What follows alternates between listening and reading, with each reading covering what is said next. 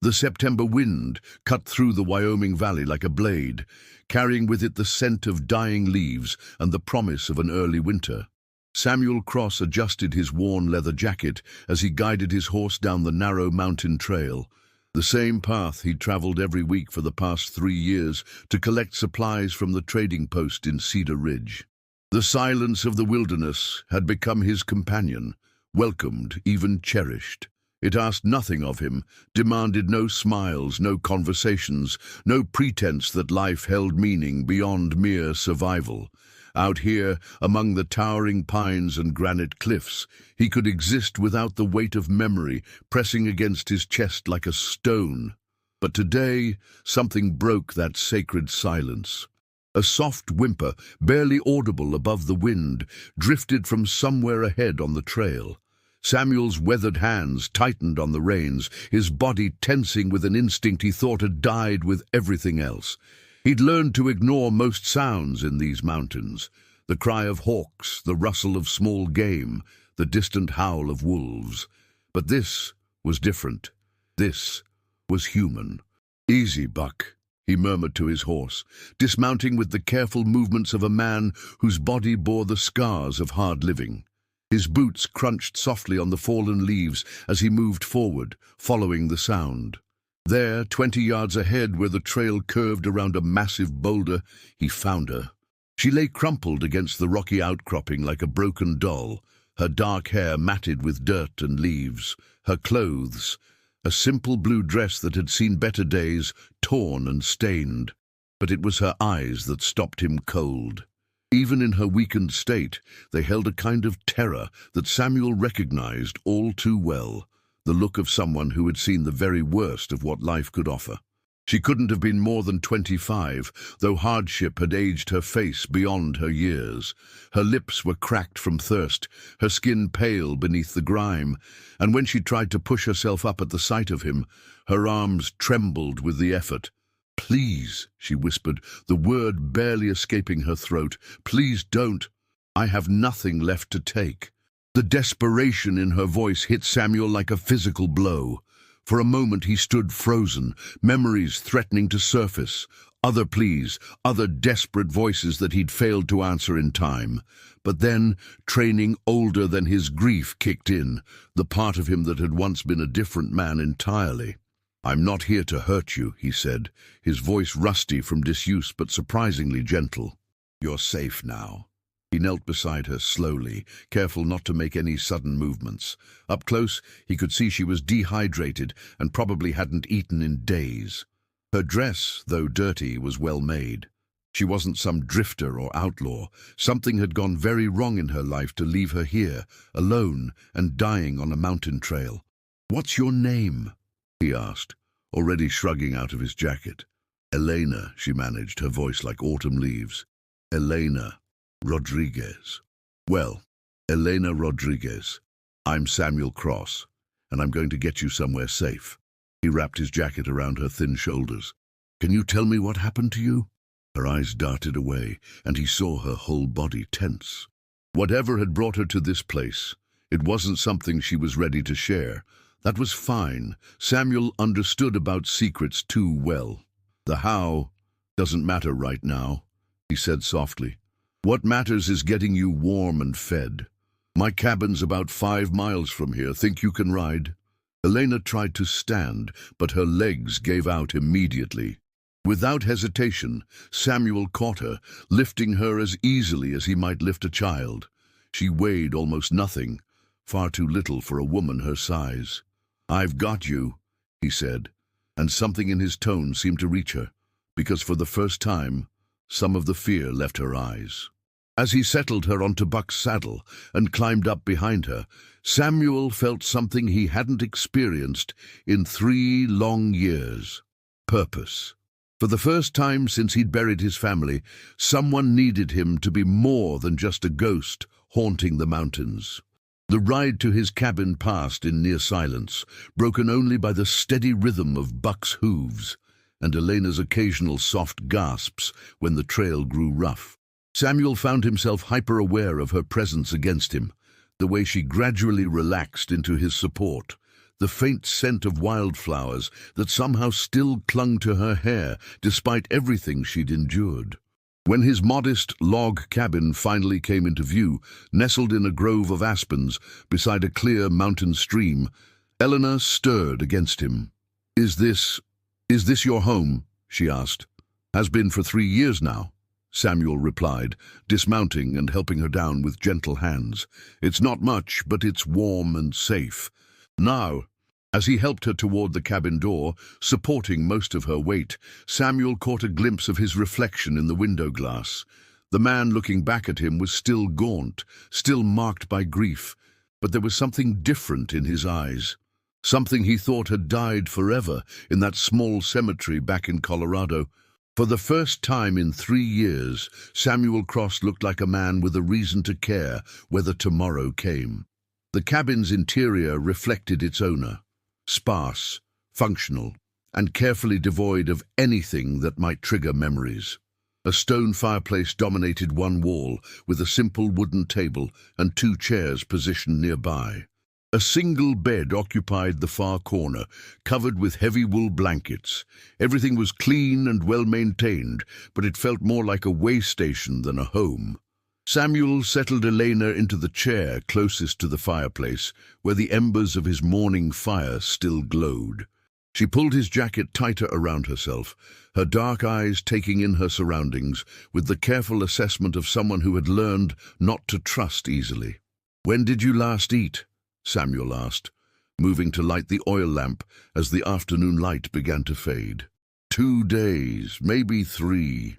Her voice was stronger now that she was out of the wind, but still fragile. "There was a homestead about a day's walk back, but they—" She stopped, her hands clenching in the fabric of his jacket. Samuel didn't press. Instead, he busied himself building up the fire, adding logs until warmth began to fill the small space. "I've got some venison stew that's been simmering since this morning. Not fancy, but it'll put some strength back in you." Din. As he moved around the cabin, ladling stew into a wooden bowl, fetching fresh water from the pump outside, gathering blankets, Elena watched him with growing puzzlement. His movements were careful, practiced, but there was something almost ritualistic about the way he tended to her needs, as if he were following steps he'd once known by heart, but hadn't performed in a long time. "Here," he said, offering her the bowl and a wooden spoon. "Take it slow. Your stomach's been empty too long." The first spoonful of hot stew brought tears to Elena's eyes, not just from gratitude, but from the simple human kindness of it. She'd forgotten what it felt like to have someone care whether she lived or died. "This is good," she said after a few careful bites. "Really good." Samuel shrugged, settling into the other chair. "My wife, she taught me to cook." The words slipped out before he could stop them, and Eleanor saw him tense, as if he'd revealed something he hadn't meant to. "She sounds like a wise woman," Eleanor said gently. She was. Samuel stared into the fire, his weathered hands clasped tightly in his lap. They both were. Wise. Good. Better than I deserved. Elena paused with the spoon halfway to her lips. "Both. My wife, Sarah. My daughter, Mary." His voice was barely above a whisper. "Mary was 7, smart as a whip, always asking questions about everything. Why was the sky blue? Why did flowers grow? Why did some people have to be sad?" He trailed off, lost in memory. The silence stretched between them, heavy with unspoken pain. Elena set down her bowl and reached across the small space, her fingers barely touching his clasped hands. "What happened to them?" she asked softly. Samuel's jaw worked silently for a long moment. When he finally spoke, his voice was hollow with old grief. "Cholera swept through Denver 3 years ago. I was away, working a cattle drive up north. Thought the money would give us a better life, maybe buy us a little house in town where Mary could go to a real school." He laughed bitterly. "By the time I got back, they'd been in the ground for 2 weeks. Eleanor's breath caught. "Oh, Samuel, I couldn't stay there. Couldn't sleep in our bed. Couldn't walk past Mary's room. Couldn't stand the way people looked at me with pity in their eyes. So I came here, to the middle of nowhere, where nobody knew what I'd lost. He finally looked at her, and she saw the raw wound that time hadn't healed. Been here ever since, just existing, not living, just getting through one day at a time. Elena felt tears spill down her cheeks, not just for his loss, but for the recognition she saw in his pain. "I understand," she whispered. "I understand more than you know." Something in her tone made Samuel focus on her more intently. "What brought you to that trail, Elena? What were you running from?" She pulled his jacket tighter around herself, as if it could shield her from the memories.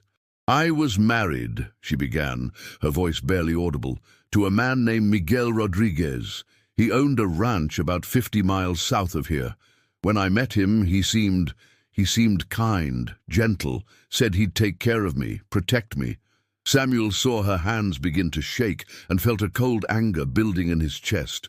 For the first year, he was everything he promised. But then things started changing. Small things at first. He didn't like me talking to the other wives in town, didn't want me visiting my sister in Colorado. Said a good wife's place was at home, taking care of her husband. Elena's voice grew steadier as she spoke, as if telling the story was giving her strength. Then the small things became bigger things. If dinner wasn't ready exactly when he wanted it, if I smiled at the wrong person, if I did anything that displeased him. She pushed up the sleeve of her dress, revealing faded bruises along her forearm. Samuel's hands clenched into fists. "It got worse after I lost the baby," Elena continued, her voice breaking slightly. "I was 4 months along, and I fell down the stairs during one of his rages. The doctor said it wasn't my fault, but Miguel blamed me anyway. Said I was a failure as a woman, that I couldn't even do the one thing God made me for." "Elena." Samuel's voice was rough with suppressed fury. 3 days ago, he came home drunk and angrier than I'd ever seen him. Said he was tired of being married to a worthless woman, that he was going to teach me a lesson I'd never forget." She touched her throat, unconsciously, and Samuel saw the faint marks there. I thought he was going to kill me. So when he passed out, I ran. I took nothing but the clothes on my back, and I ran." "You did the right thing," Samuel said fiercely. "You hear me? You did exactly the right thing." Elena met his eyes, and for the first time since he'd found her, she almost smiled. "I walked for 2 days straight, drinking from streams, eating berries when I could find them. I was trying to reach my sister in Colorado, but I got turned around in the mountains. By yesterday, I was so tired and hungry I could barely walk. I thought I was going to die out there." "But you didn't," Samuel said firmly. "You survived. You're here, you're safe, and that bastard will never hurt you again. How can you be so sure?" Samuel stood and walked to a wooden chest in the corner of the cabin. When he returned, he was carrying a gun belt with a well-maintained Colt revolver. "Because I give you my word, Elena Rodriguez. And back when I was a different man, my word meant something." Elena stared at the gun, then back at his face. "What kind of man were you, Samuel Cross?" He settled back into his chair, the weight of the gun belt familiar across his lap. "The kind who made sure people like your husband faced justice. I was a U.S. Marshal for 12 years, Elena. Specialized in tracking down men who hurt women and children." His smile was grim. "Guess old habits die hard." As the fire crackled between them and the mountain wind whispered against the cabin walls, 2 broken souls sat in the growing darkness, sharing their pain for the first time in years. Neither spoke of it, but both felt something shifting in the careful walls they'd built around their hearts. For Elena, it was the first time since her marriage that she'd felt truly safe. For Samuel, it was the first time since the cemetery in Denver that he'd felt needed. Neither was ready to call it hope yet, but it was something close. A week passed in the mountain cabin, marked by the gradual return of color to Elena's cheeks and the careful dance of 2 wounded souls learning to trust again. Samuel had given her his bed and taken to sleeping on a bedroll by the fire. Though most mornings Elena woke to find him already up, coffee brewing and breakfast waiting. "You don't have to take care of me like this," she said on the 8th morning, watching him tend to eggs sizzling in an iron skillet. I'm strong enough now to help. Samuel glanced over his shoulder at her, taking in the way she'd braided her dark hair back and how her borrowed shirt, one of his own, hung loose on her still thin frame. She looked better, stronger, but there was something else in her eyes now, a restlessness that hadn't been there when all her energy had been focused on simply surviving. You're a guest in my home, he said, turning back to the stove. Guests don't cook. Is that what I am? Elena asked quietly. A guest? Oh, the question hung in the air between them, weighted with implications neither was quite ready to explore. Samuel set down his spatula and turned to face her fully. I don't know what you are, Elena, he admitted. I just know that when I think about you leaving, something in my chest tightens up. She was quiet for a long moment, studying his face. My sister expects me in Colorado. I sent word with that trader who came through yesterday, told her I was delayed but safe. Delayed, Samuel repeated. That's one word for it. Is that what this is? A delay. Elena stood and moved closer to him, close enough that he could smell the wildflower soap he'd bought for her from the trader. Or is it something else? Samuel felt his carefully constructed walls wavering. For 3 years, he'd lived with the certainty that the best parts of him had died with Sarah and Mary. He'd accepted that love was something that belonged to his past, not his future. But Elena's presence in his cabin, the sound of her laughter when he told stories about his martial days, the way she hummed while doing small tasks around the cabin, it was awakening parts of him he'd buried. I don't know how to be anything but broken, he said finally. Eleanor reached up and touched his face, her fingers tracing the lines that grief had carved there. Maybe broken people are the only ones who really know how to heal each other. Before he could respond, the distant sound of hoofbeats echoed through the valley. Samuel's entire body went rigid, his hand instinctively moving toward the gun he now wore constantly. Stay inside, he ordered, but Elena was already moving toward the window. Samuel! Her voice was tight with terror. It's him. It's Miguel. Through the glass, they could see 3 riders approaching the cabin.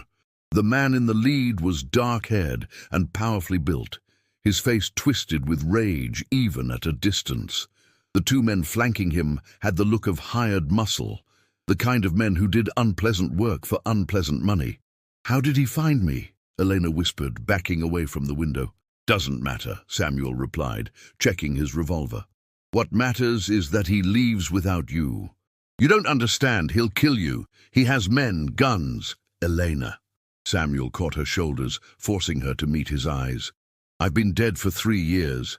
The only thing that's made me feel alive again is knowing you're safe. I'm not about to let that bastard take that away from me. The sound of boots on the cabin's front porch made them both freeze. Elena! Miguel's voice carried clearly through the door. I know you're in there, you faithless whore. Come out now, and maybe I won't kill the man who's been harboring you. Samuel positioned himself between Elena and the door. Miguel Rodriguez, he called back, his voice carrying the authority of a man who'd once worn a badge. You're trespassing on private property.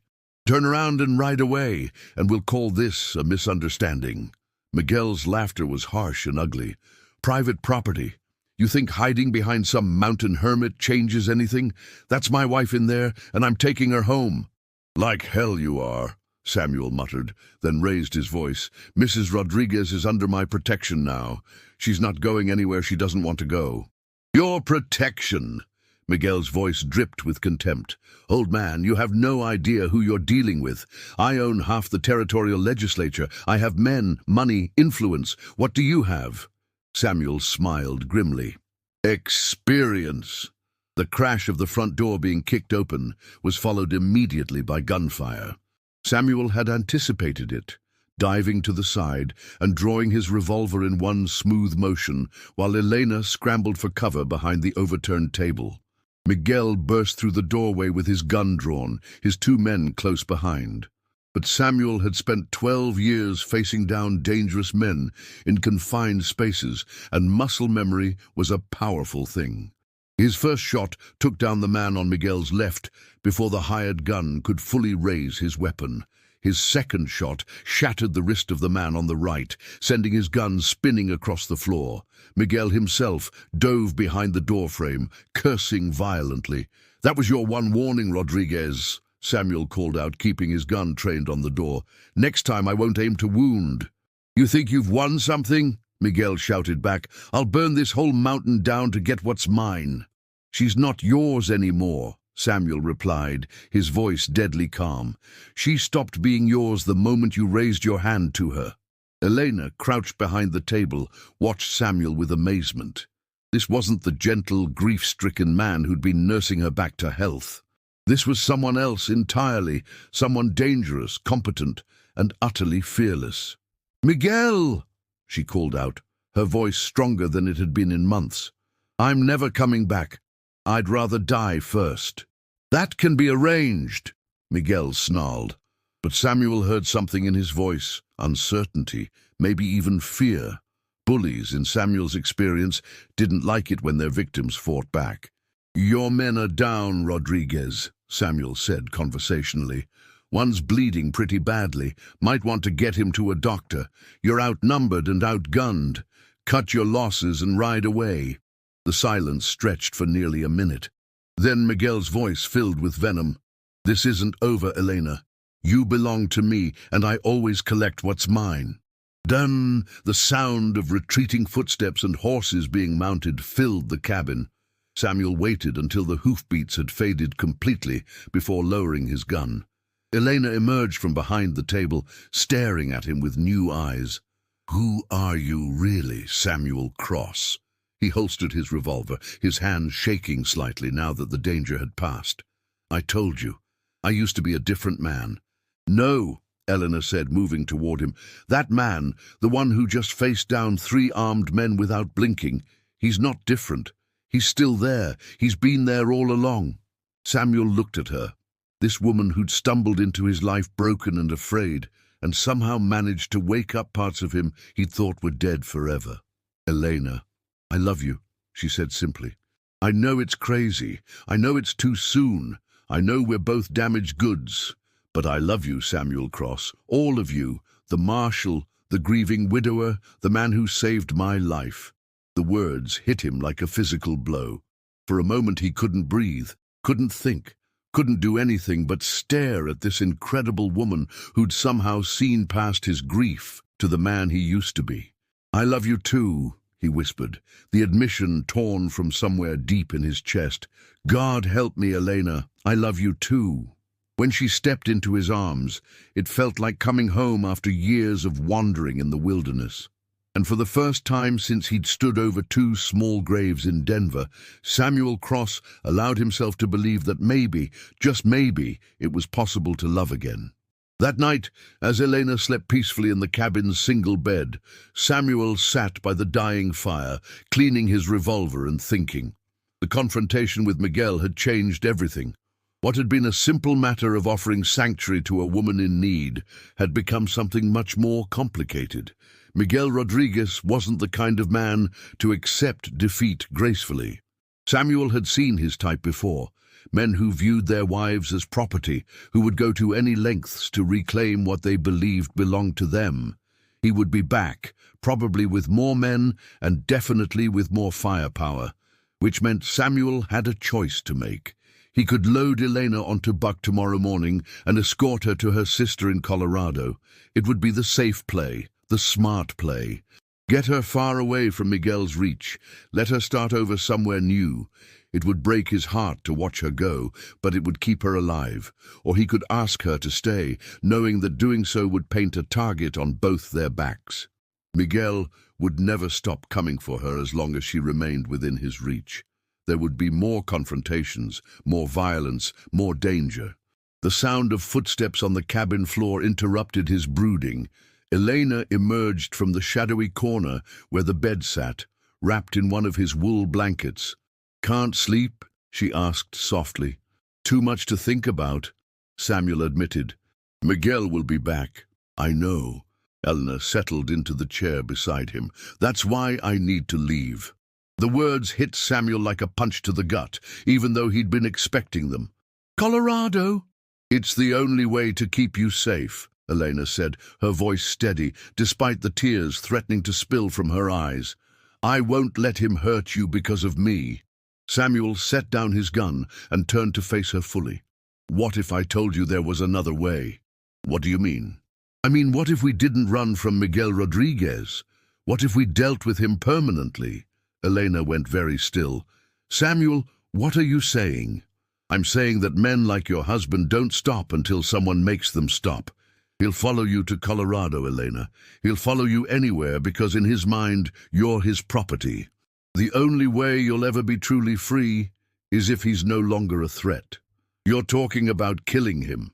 Samuel was quiet for a long moment. "I'm talking about justice. Real justice. Not the kind that comes from judges and juries who can be bought. I spent 12 years tracking down men who hurt women and children, Elena. I know how this story ends if we let him write it." Elena pulled the blanket tighter around herself.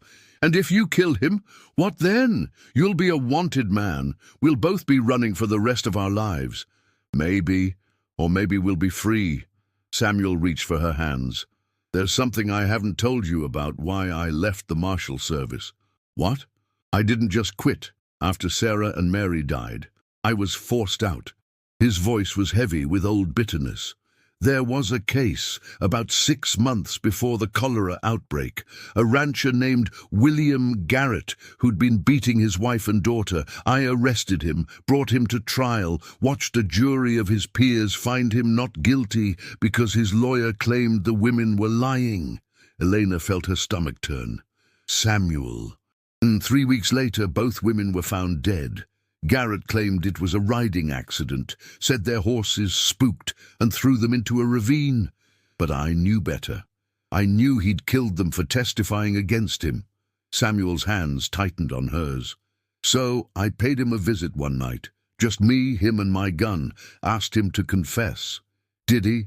Eventually, right before I put a bullet in his head." Samuel met her eyes steadily. "The territorial government couldn't prove I'd done it, but they knew. They gave me a choice, resign quietly or face a murder trial. I chose to resign." Elena stared at him, trying to reconcile this revelation with the gentle man who'd been caring for her. "Do you regret it?" "The only thing I regret is that I didn't do it sooner. Those women might still be alive if I had." They sat in silence for several minutes, the weight of his confession settling between them. Finally, Elena spoke. "If we do this, if we face Miguel instead of running, what happens afterward?" "I don't know," Samuel admitted. "Maybe we stay here in the mountains. Maybe we head somewhere new, start fresh. Maybe we get that little house you mentioned, the one with room for a garden." Elena's breath caught. "You'd want that? A house? A garden, a normal life. With you, Elena, I'd want anything with you." Samuel brought her hands to his lips, pressing a gentle kiss to her knuckles. "For 3 years, I thought I was done living. Thought I was just marking time until I could join Sarah and Mary. But you changed that. You made me remember that life is worth fighting for, even if it's dangerous, especially if it's dangerous. The things worth having usually are." Elena studied his face in the firelight, seeing past the scars and the grief to the man underneath. The marshal, the protector, the one who stood between the innocent and those who would hurt them. "What would you need me to do?" Samuel felt his heart skip a beat. "You're sure about this?" "I'm sure about you," Elena replied. "And I'm tired of running. If we're going to be together, really together, then Miguel Rodriguez needs to know that I'm not his anymore, that I never was." Samuel nodded slowly. "Miguel's a creature of habit. He'll come back tomorrow, probably around midday when he thinks we're least prepared. But this time he'll bring more men, maybe 6 or 8. That sounds like terrible odds. For him, maybe." Samuel's smile was grim. "But he doesn't know about the old mining tunnels that run under this valley.